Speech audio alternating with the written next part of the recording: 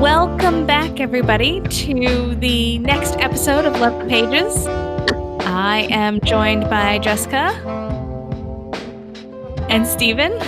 That's me. I can't hear Jessica. I think she was trying to swallow. Okay. What? Okay, she was trying to swallow. I couldn't hear the hi. Oh. Hello. So, for those of you who are new to Love of Pages, this is Geek Elite's relatively new still virtual book club. Mm-hmm. And we are finishing up The Accidental Alchemist by Gigi Pandian. Gargoyle. Gargoyle is very pretty.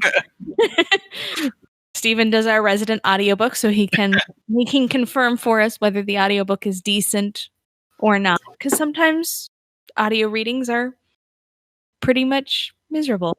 There are some stinkers. This one was good. Good. So, wanted to let everybody know Geek Elite did just establish our Patreon page recently. So, I wanted to put a plug in for that. We will be doing extra book set podcasts for the Patreon page. But what? Yeah. Since Jessica and I seem to keep choosing books that are parts of series. and then people need to read the entire series, but we don't do that to you. So if you do like the series, come join us on our Patreon page and listen to us talk about the whole box set. Mm-hmm. And I also may be doing some articles on other books that I read, and possibly also doing comparisons between the book and the show and or movie. What do you mean? There's no difference when they adapt a book into a different medium. There is no difference even when it's done by the same people. For more on Jessica's upset about this, please go listen to the Geeks Watch podcast. Upset, not quite upset.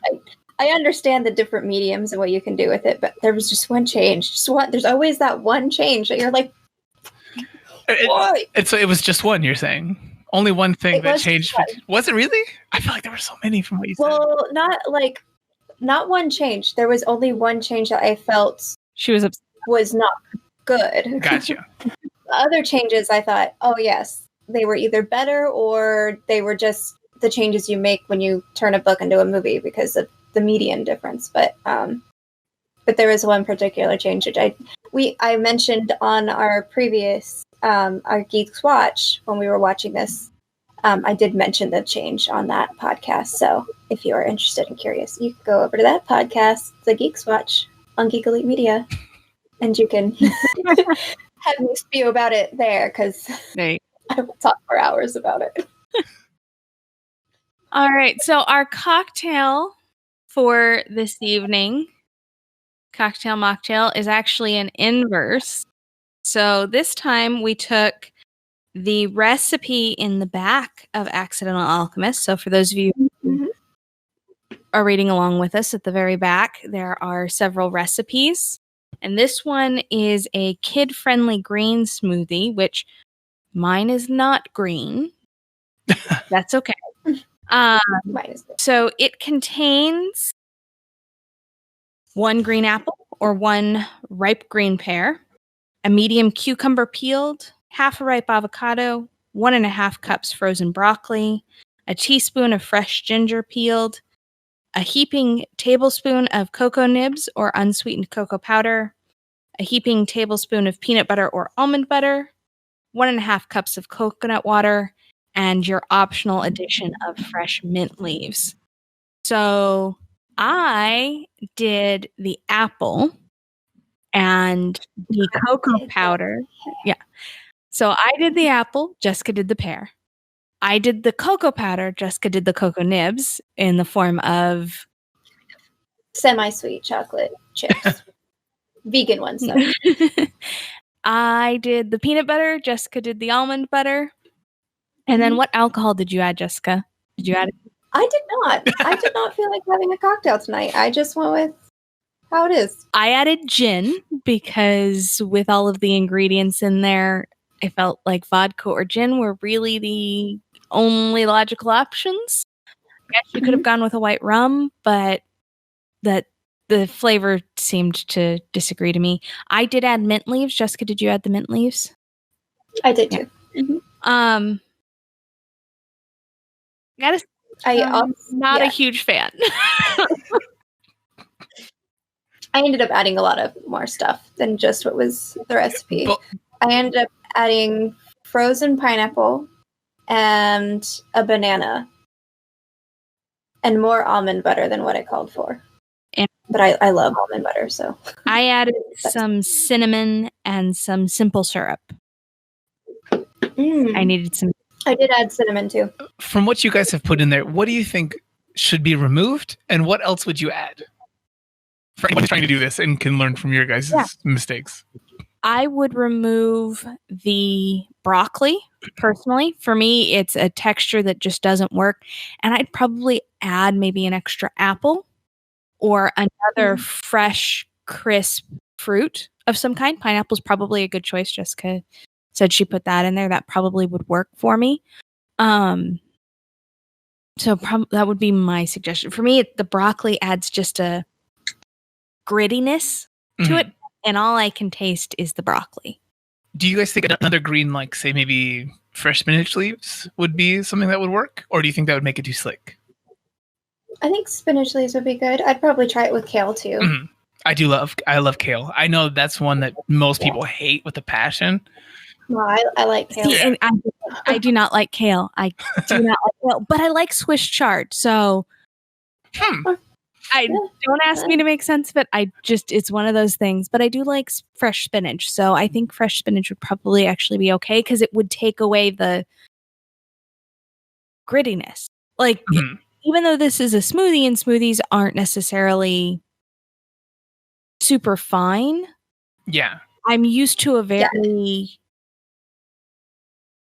smooth texture. Notice I have to chew every time I drink this. Exactly. Like, why am I chewing this? Like, I don't chew smoothies. But there are definitely a lot of firm things in there. There's a lot of fiber in both of these versions. So it's interesting. I know. I feel like this is where I'm going. I was like, did she actually, did the author, Gigi? Yeah, Gigi actually make this and serve it to a 14-year-old? Because I don't see a 14-year-old going, whoa! Yeah, I don't know. Because that kid was jazzed about it in the book. He was like, he was like, I thought it would be terrible. I thought it was a different recipe than this one. I might be wrong on this one. Was it? I don't know, maybe. I remember that. Okay. Because I thought the one in the book added kale. It's a distinct possibility. I just remember the scene, I just remember the beats of it, not the ingredients. Yeah, the scene, she says in the scene that it was a kid-friendly smoothie too, and that was what the recipe was called. So, but the recipe does say that you can replace the broccoli with kale if you want. So, okay. The broccoli texture just doesn't work for me. That's okay though. Replace it for Brussels sprouts. I joke. Don't do that. I love Brussels sprouts. Don't do that though. Yeah, I did. So I was craving Brussels sprouts this weekend. So we went down to Red Moon Ale House here in Yuma, and I got a to-go order of the Brussels chips. Brussels sprout? See, that's a good one. You can do the same thing to kale, and it'll be good. I promise. Tried. I'm not the hugest fan of kale chips. I think that's the one version of kale I don't love. I think is kale chips. I think for whatever reason, kale reminds me a lot of nori. I also love nori. So. And seaweed. Yeah, seaweed. Sorry, seaweed for everyone. Oh yeah. And while I enjoy sushi, so I get through the nori, I've never particularly cared for nori, and I certainly wouldn't eat it on its own. Like, I don't do hand rolls because I don't like the excess nori. Interesting. Yeah, no, I'm one of those people where it's like, oh, spicy seaweed snacks? Yes, please. Thank you. Yeah. No. Just, It's a flavor profile that just doesn't work for me. I'm also weird because I don't like eggplants. I think that's okay. That's okay. Yeah. I'm Aubergine pretty is only picky okay. on eggplant. That's for the international listeners. We're guaranteed to have. Right? It's certain. All right. So that's the mocktail smoothie for this. Yeah. I think it's our first unsuccess. And when it comes, I would definitely doctor it. I would Yeah. drink a green smoothie again. I don't think there's anything wrong But- with a little bit of modification. I think that's like having a caveat to something doesn't make it a fail. Yeah. Like I really do want to try it with kale over broccoli. well, Find out next time. Find it next time. Just Oh, actually, just a quick reminder for anyone who is listening right now on a regular basis. We do take a week break between the books that we do. So if you do come back to find out how she liked the kale replacement, that'll be a week from, 2 weeks rather, from the time that this will be posted. Come back in 2 weeks. And that is to give you time to obtain our next book and get it read, because we don't want to hamstring you too hard. Yeah. Yeah. So, all right. Are we ready to jump in to the Yes. final? Because you guys had lots of feelings about the final. It was just word choice for me. It wasn't overall plot or anything. All right, Stephen, what was you gave me your big gripe before we actually hit the record button. So what was your big gripe with the end of the book? So I get very grumpy about things that have their title in the thing at the end. If they say the title of the thing anywhere else through the entire property, I couldn't care less. Doesn't bug me. But if it's just at the end of Game of Thrones, for example, when he was writing the book, Sim's writing the book, and then he closes the book and it just says A Song of Ice and Fire. Like I cursed at the screen. I was so it's not even like a rage or passion or anything like that. I'm just miffed to the nth degree. That's all it really is. But I feel very passionately about that, apparently. I still don't understand even fully what she meant when she said she became an accidental alchemist in that context. Because she was, do you not become an alchemist until you become mortal, or was she not already an alchemist? Yeah. That was my question. She took an apprenticeship.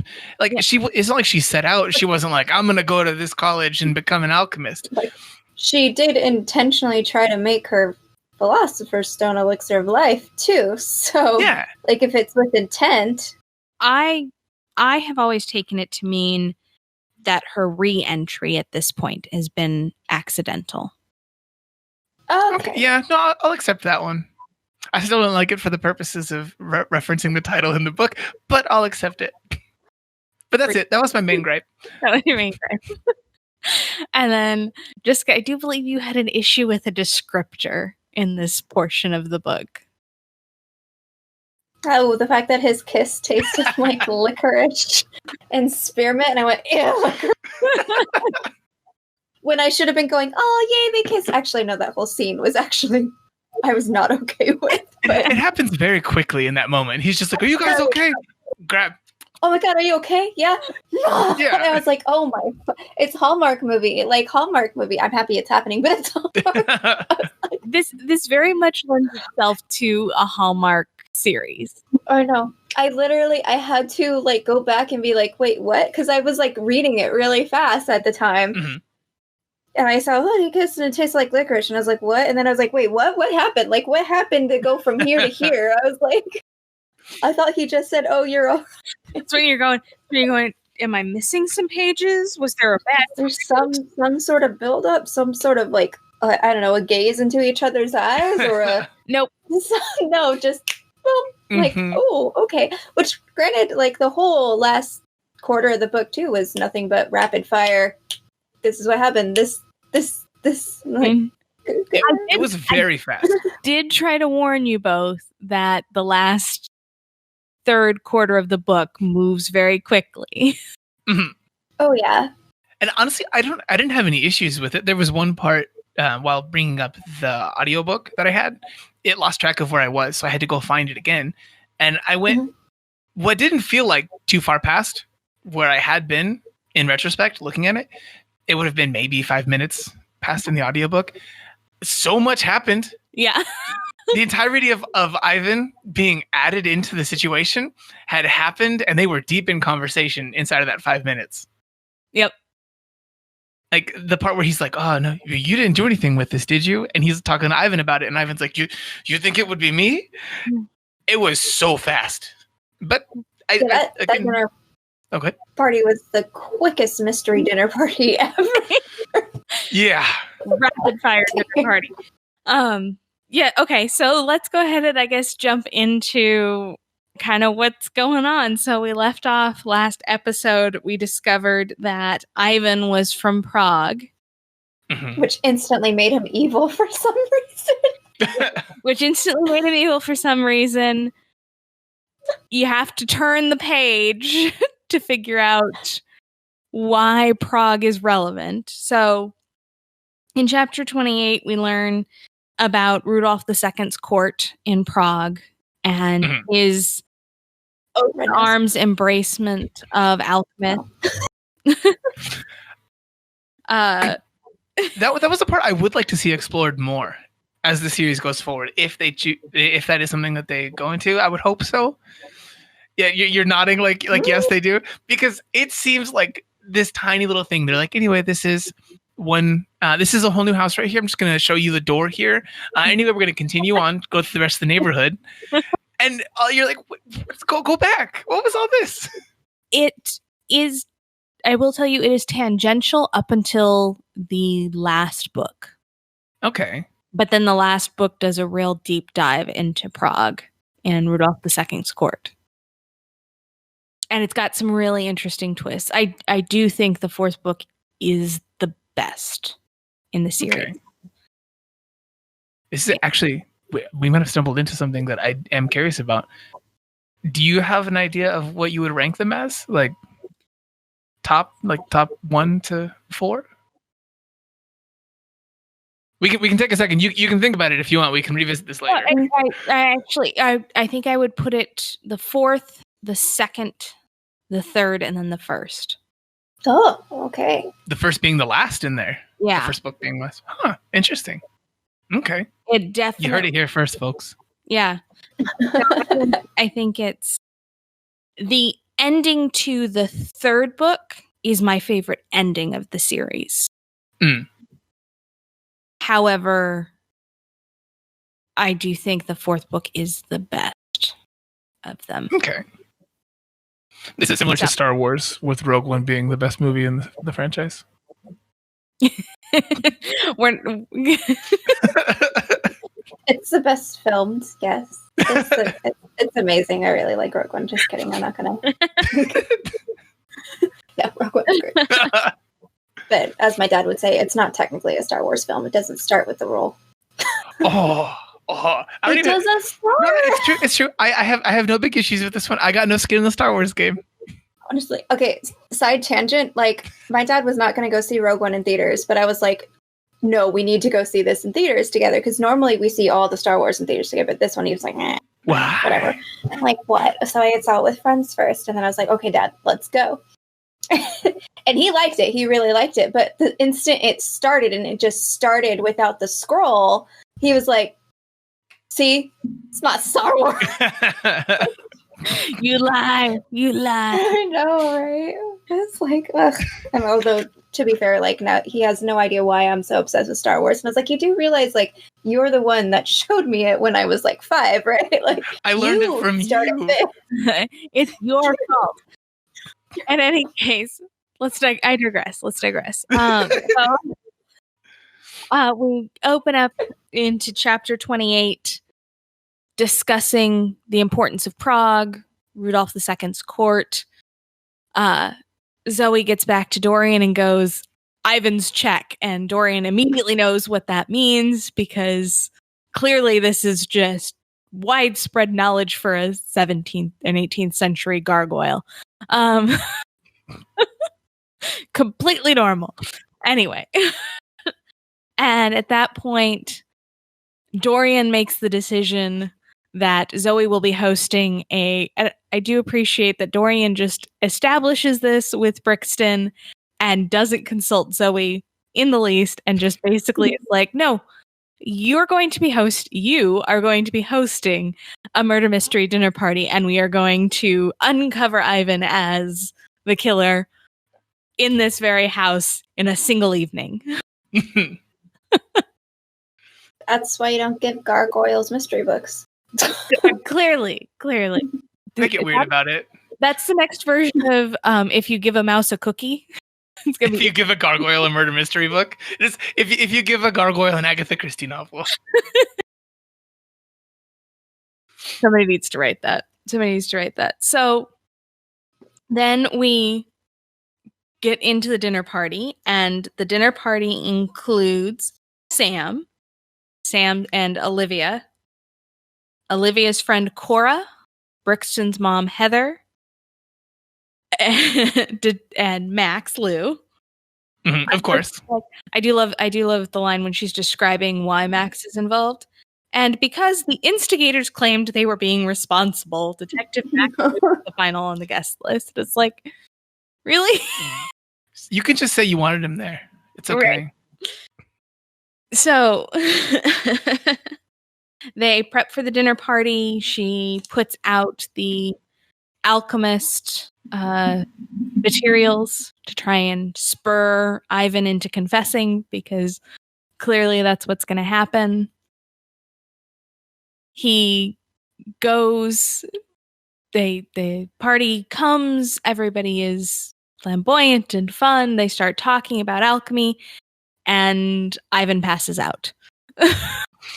Yeah. He just drops almost dead. I like that the way that he got back up was just like, no, it happens. It's fine. It happens. This is just the thing. And then, of course, Zoe has to rush in while he's unconscious to give him an herbal remedy, which makes Max think that she's poisoning him, because that's the honest conclusion. And then both Max and Zoe had come to the same conclusion that Ivan might be involved in the murder. And I don't recall why Max thought Ivan was the potential murderer, but I'm trying to think of that one too. The one thing I did come away... They did explain it later on too. Yeah. I remember the other things where he thought that it was the new business partner and so on and so forth. Yeah. For Sam, I think is who it was. But the one big takeaway that I had from a lot of this stuff is that I think Max might be a really bad cop. Like throughout this whole thing, he's supposed to be suspecting her of being the one who's done these crimes, and he's just like, yeah, but I don't know. There's just something about this criminal, though. I think I like her, and he, in no way, shape, or form, does he maintain any kind of professional separation. Oh no! Like for his life at all. He doubts what he saw, even though that is a crazy thing to have seen. He's just like, nope, couldn't be anything else. It couldn't even be like a small person or anything. He's just like, yeah, no, I saw monsters. They told me I was kooky. There's so many things that he doesn't do a good job with. Yeah. Yeah. Pretty much. But he seems nice. Yeah. So, in any case... Nice to look at.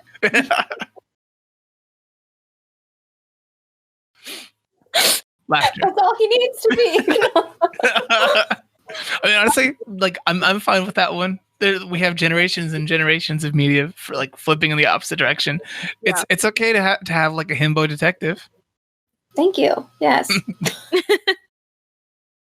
In any case, so they determine Ivan is not the killer. So Zoe decides that she's going to enlist his help. Mm-hmm. And she decides to meet him at a essentially dead garden, due to the seasons. And as you put it, Stephen, they just immediately jump into deep discussions about alchemy because clearly that's what you do casually in Portland conversations is jump into arcane mystical sciences from the past. Yeah. I also took issue with the part where he says, if only it were real. Yeah. And she asks him, like, what? And it's not a thing where she's trying to have a conversation by asking what. It's written as she's genuinely asking, what? When all we know about this man is that he's sick and all these other things, like there's all the metaphor laid out thickly with the roses that'll be back. And she says, what? Well, as we've discovered, she's not necessarily the brightest bulb in the bunch. That's fair. Kind of like Max isn't the best detective out there. It's kind of a level of quality in their skill sets. Yeah. But so Ivan then translates the cover of Dorian's book slightly differently than Zoe does, which causes her to discover that Dorian's book is backwards alchemy. Mm-hmm. A very interesting one. I peeked at this one. I was very curious. So backwards alchemy being essentially the attempted Cliff's Notes versions of alchemy, where you take the shortcuts, but in doing so, you end up having to sacrifice life forces to get your intended results. A life for a life. Yep. Equal exchange. Yeah, equivalent exchange. Equivalent exchange. Full Metal I'm sitting here like Alchemist. Full Metal Alchemist is nothing but backwards alchemy. So that's most of what she gets from her conversation with Ivan. And she goes home to try and decipher the backwards alchemy to the point that, and then at this point, there's conversation because the kids have gone missing for the first time. And we say this because they're going spelunking. Because they go, Yes. yeah. Because kids go spelunking. That's something that's common in Portland. I can't imagine doing any of this. I think of spelunking as like a southeastern thing. Like, yeah, if you were to tell me teenagers in Arkansas or Tennessee were going spelunking, I'd be like, yeah, okay, sure. That makes sense to me. But I'm like, Portland? I've never honestly. Wait, go ahead, sir. Oh no, I just they say spelunking in there. I don't think of spelunking as like going through closed tunnels. Yeah, it's like vertical caves to me for spelunking. Well, I guess I don't think of it as necessarily vertical caves, but just caves in general, as opposed to built tunnels. Yeah. Yeah. In any case, but, go ahead. Yeah, my problem with it wasn't the spelunking, because I was like, okay, kids explore, whatever. I probably, if I lived near a cave, would have gone into it eventually and scared myself, but whatever. It was the fact that when they went spelunking, they set up a classic movie. I was watching it with classic Coke bottles that our main character, that Zoe didn't even know still existed, and just well, as we've discovered, it has like too much money to spend. Yeah, Like, he is definitely the spoiled rich kid. He seems nice about it, but where's the turn? He's very nice about it. I don't know. I still don't trust the kid. I still don't think he's a kid. I don't blame you. I'm gonna go ahead and put your concerns aside there, Jessica. He is a kid. He definitely he's very much like, if I was playing a D&D game, I would be very wary of this person who has just supplied for all of our needs. Yes. Oh no, that's what it is. He reminds me of your D&D character from the campaign we did for just like a short bit. You had your little, he looked like a kid character. This is what I was playing Etlin. Yeah. Yeah. Yep.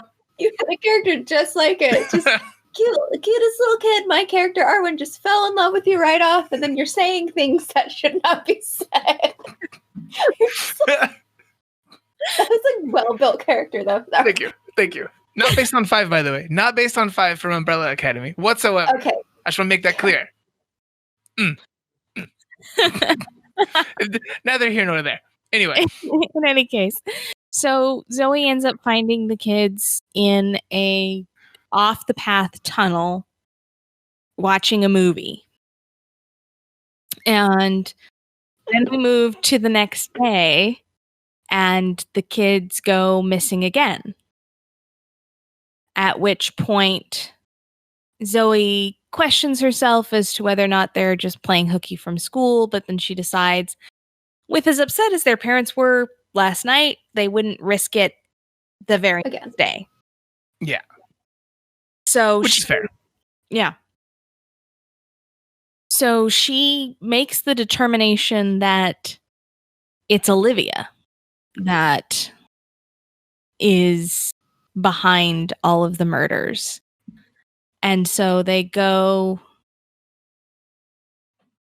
ready to go to her house, and they try to call Sam. And Sam's gone missing as well. So Zoe takes Dorian in a duffel bag to Olivia and Sam's house to break in. And she finds maps of the tunnels underneath. Questionable. And Sam comes back, so they sneak off. And then they go down to the tunnels, and mayhem ensues. They discover that Olivia is not involved. It is just Sam. Mm-hmm. And that he killed Charlie because they were business partners, trying to make money selling black market herbal remedies from China. That ended up being tainted, which caused one of the teenagers to commit suicide. And so Sam wanted to stop because he felt guilty, and Charlie didn't want to stop. The classic criminal masterminds who aren't really criminal masterminds partnership dilemma. Yeah, basically. And it should be go ahead. Noted that mercury causes hallucinations, which is what would lead you to kill yourself, or that's why it's how it led her to kill herself, is that mercury is known as the Mad Hatter's disease, which I think it says in the book, but correct. Yeah, it does, yeah. And that's what caused Max to see the first monster, because he was given some bad teas. And so Zoe ends up finding the kids and Olivia, because Olivia had tracked the kids down, fearing what Sam had done. Mm-hmm. And manages to break them out. Max finds them in the tunnels and swoops in to kiss Zoe. Very suddenly. That's what she did. Because the moment takes him. And so they get to the police station, talk with Sam after he'd been given his favorite tea. Which he asks for it. He asks for, which I don't know why the police would do that. Like, no. Never have happened. Ever have happened. Yeah. Like, it would never happen. But in any case, he confesses and then drops dead. I did like the way that they did the dialogue for that part, where they're like, all right, come on, get up. And he's like, I don't think I can. And then falls. I liked that part. Yeah. So then Zoe discovers, because in his confession, he says he just raided her house and stole the antiques because he wanted it to look like a robbery. Mm-hmm. And so he just sold the books to pawn shops. So Zoe's feeling very distraught. There's no way for her to find it. Ethan swoops in to save the day, saying he was just messing around in class, just started looking to find. There's one other thing that happens in there between those two that I was very surprised by. Okay. So Ethan is the one who finally finds the book at another place. After, oh my gosh, I forget his name, Dorian, puts together a spreadsheet Yeah. of shops in the area. What? Yes. Since when? Wait, who is it? Can't be still or else he'll turn to stone. Like, So he had all night. So he just learned the Microsoft Suite that one night and how to use a computer? I didn't take him for being a computer person before that. I mean, I guess like with cooking, if you can Google the recipe, you can figure out how to do it. If you can Google a YouTube video, you can learn how to work Excel. That's fair. He would have wanted to get to the limitless recipes that were on the internet. I could see him just learning how to use computers purely for this. Yeah. I retract my commentary. But in any case, so yes, Dorian creates a spreadsheet of all the possible pawn shops in the Tri-City area. And Ethan sits in class, bored out of his mind, just tapping away, and he finds the book. And it is at a obscene price. Mm-hmm. And Zoe is distraught, and Ethan just buys it. Because that's what you do when you have rich parents. You just buy things. I mean, they did set up early on in the book that he does just buy things. They did. And, he's like, well, it'll be a perfectly good excuse. I'll just tell my parents it's as a thank you for saving our lives. And they're not going to bat an eye about that.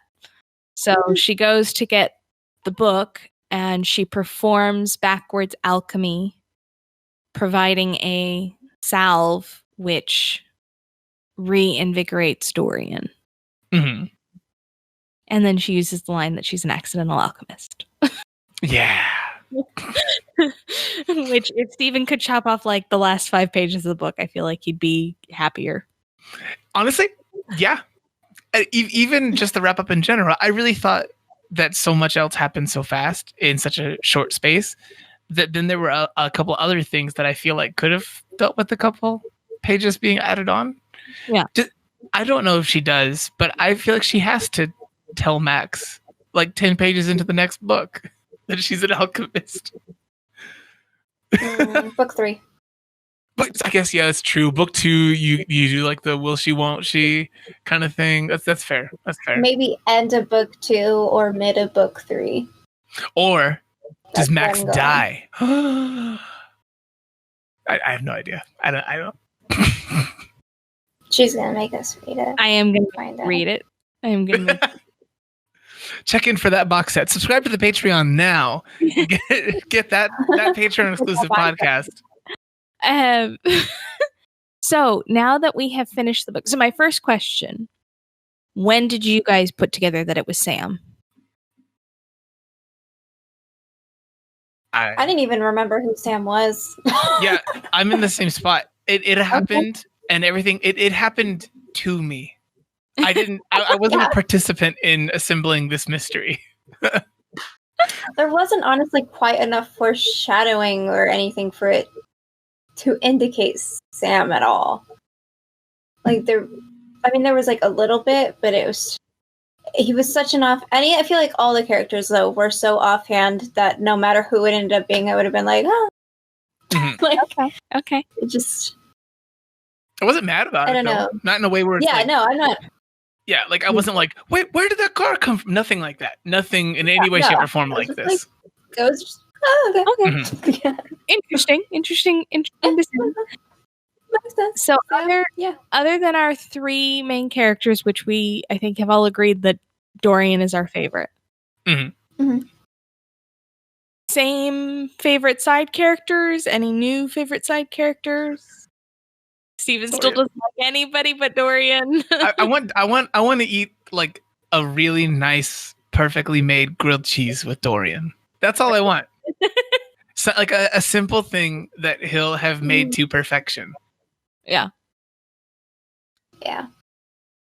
Are you still stuck on Detective MacLeod? I guess Max. It's only because he's the love interest, though. Like it's just. Yeah, he's great. He's interesting love interest. No. Just herbology background, but I don't know. I think Brixton's growing on me a bit, like especially when Brixton got a little jealous that what was her name? Veronica jumped into Ethan's arms. She was scared, and Brixton's like, he shouldn't have said the gargoyle thing about her boyfriend. I know, right? God. I feel like Brixton being with Dorian, I really like the two of them together. Yeah, I agree with that one. I'm curious for you guys. One of the things that we had talked about is that there's like a possibility of some sort of adaptation for this if it were made into film, TV show, whatever. Do you guys have any choices for actors and actresses for this one? Oh god, I'm so bad at that. Wait, no. Here, I'll make this one simple. For Jess, for MacLeod, who do you picture? And for Elizabeth, who do you imagine being the voice of Dorian? Just voice. You don't have to go with looks or anything. In the meantime, podcast listeners, how are you guys out there? I want to recommend a couple of the podcasts that we've done here in the past while they like ruminate over this one. Well, the Geeks Watch is a whole lot to go through and listen to.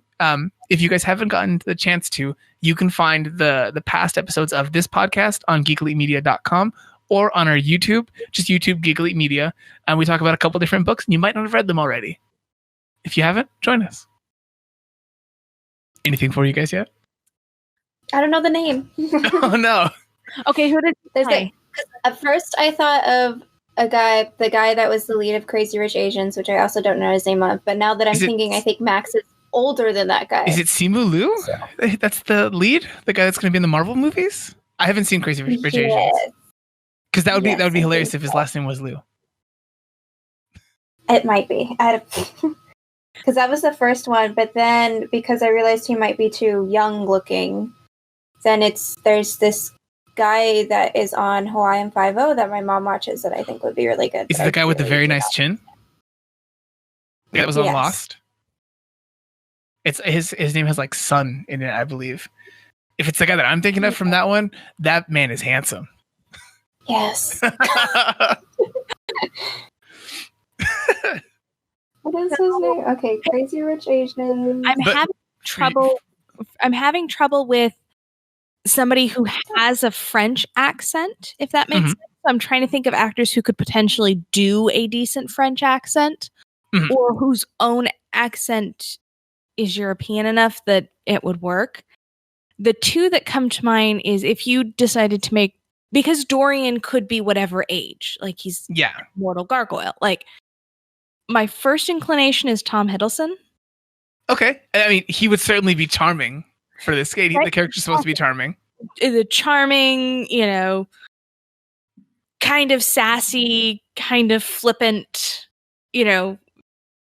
character. The other one would potentially be Hugh Laurie if you did it older. I do love Hugh Laurie very, very much. Also, if they chose Tom Hiddleston, I think that sells itself because you have a couple YouTube videos that are put out as promos for it where it's just him cooking things and being real smooth and sexy about it. Done. That series, it's got so many views. Yeah. The other one obviously could potentially be Jude Law. Okay. I'll take this one. My top 3 choices. Jude Law is waning in my mind. I used to love Jude Law more. Okay. I'm sorry, Jude Law. Other people are waxing. You are waning. So those would be my choices. Okay. Thank you guys for joining me in this one. Not a problem. So, any favorite scenes, favorite lines from the book overall? Anything that really stands out? None for me so much. Oh, I liked when she realized the thing that everybody should realize. If you have a door with hinges that's locked, just try to take out the hinge. It's true. It's like the number one thing. Nobody thinks of it, but it's the easiest way to open up a locked door. It is excellent problem solving, no doubt. No doubt. So, any predictions or things you'd want to see in the upcoming books? Stephen, you said you wanted to see more about 15th century Prague. Mm-hmm. And I think we see Ambrose. I think Ambrose is alive. I don't think there. In my mind, there's no question about this. I forgot about Ambrose. We did not talk about the side story of Ambrose, who was Zoe's love, who had a son who was a piece of garbage, apparently. Yeah. And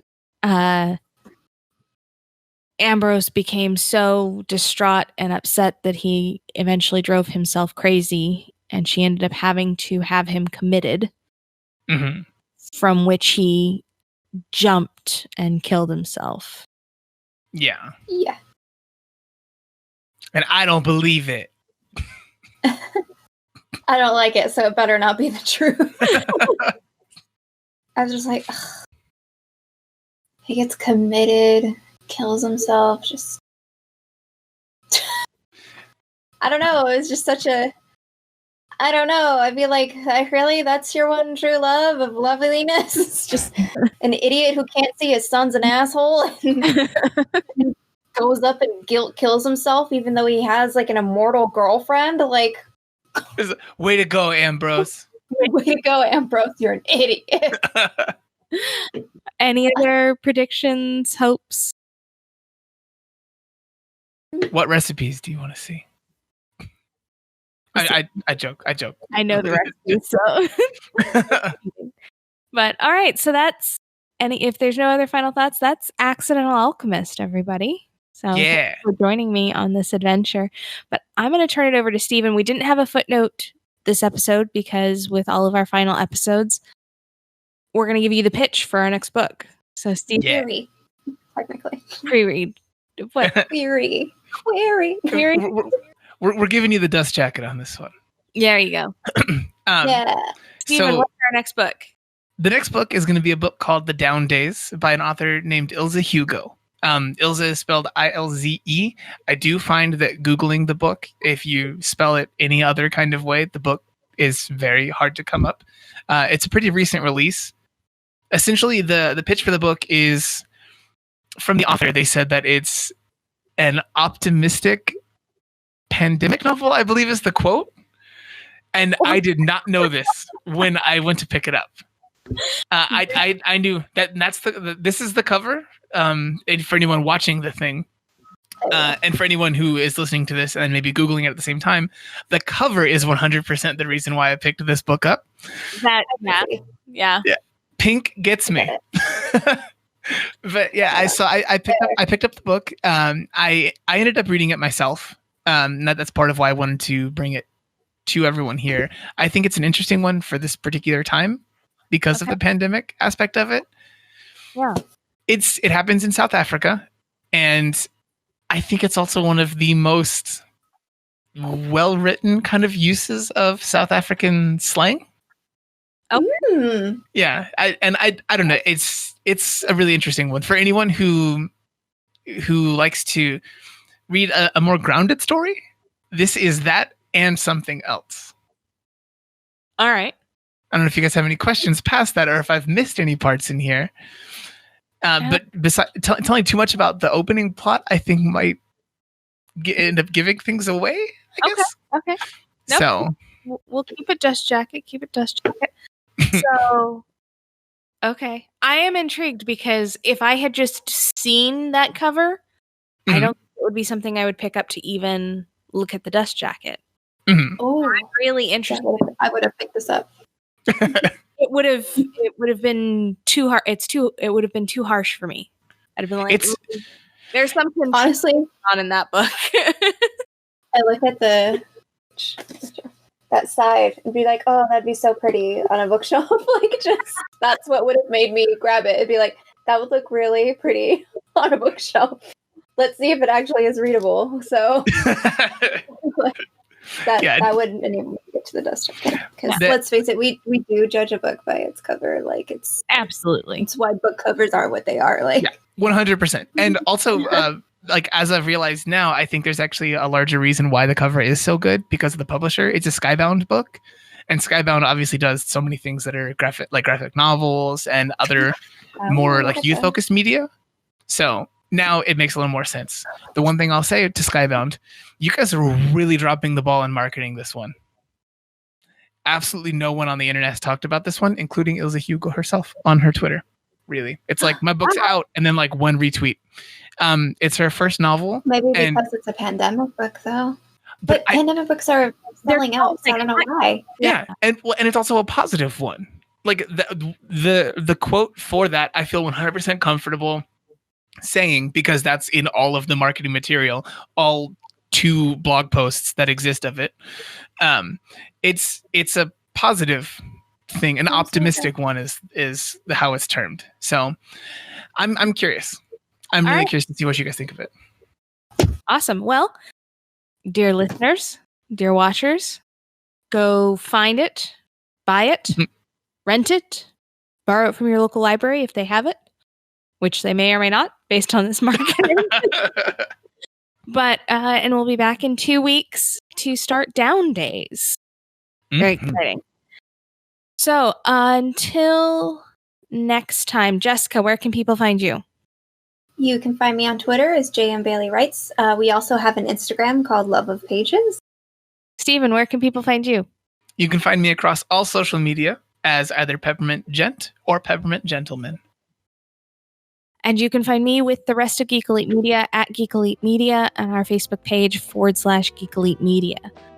Archived episodes of this podcast and other podcasts can be found on geekelitemedia.com. Please rate, review, and subscribe to us on whatever podcatcher you use so that hopefully we can bring the love of pages back to the public.